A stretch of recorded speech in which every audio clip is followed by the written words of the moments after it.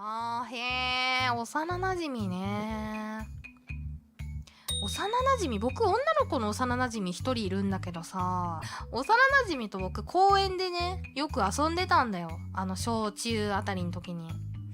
そんでね、で一緒に公園でね、おしゃべりしてたら、その幼馴染の友達が、公園で座って喋ってたんだよね。で、そしたら急に笑い始めて、その友達が。で、どうしたのって言ったら、いや、おかゆさ、喋んの好きじゃんって。うんって。で、私が、おかゆの話に、相槌っていうか、普通に話聞いてる風に横に座ってるだけでさ、別に、うんうんとかも言わず、それでとか話広げようともせずに隣に座ってるだけだったら、おかゆ会話どのぐらいで止まるかなって思ったんだよねって言われて、うんって言ったら、今15分ぐらい経ったけど、ずっと一人で喋ってるねって言われてさ、もうそれ以来僕トラウマでさ、横で喋ってて、片方がね、うんうんってしか言わないと、待って、これ実験されてると思って。いやいや、マジでやべえなーって。っていうことがあったの、そう、小学、中学猫の時にね、そいつ猫なんで猫友なんだけどさ。で、その後にね、とどめの一撃があって、で、僕の幼馴染って僕の家族とも仲いいのね。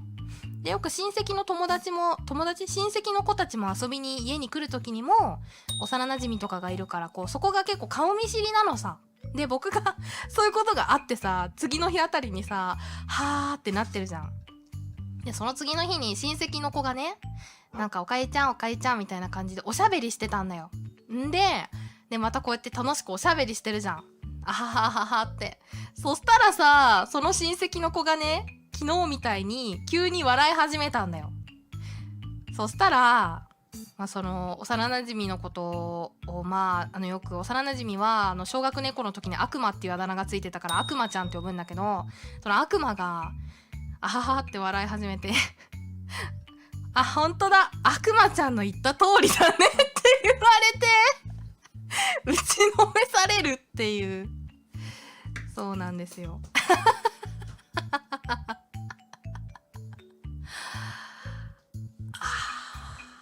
そこからド M になってったのか。いや、でもそれはあるな。多分悪魔以上のいじりっていうのを僕にしてくる人って多分周りにいないから、悪魔以上にああいういじりをしてくる人じゃないと、僕は多分ね、興奮できない悪魔ちゃんやべえよな、マジで。本当にさ。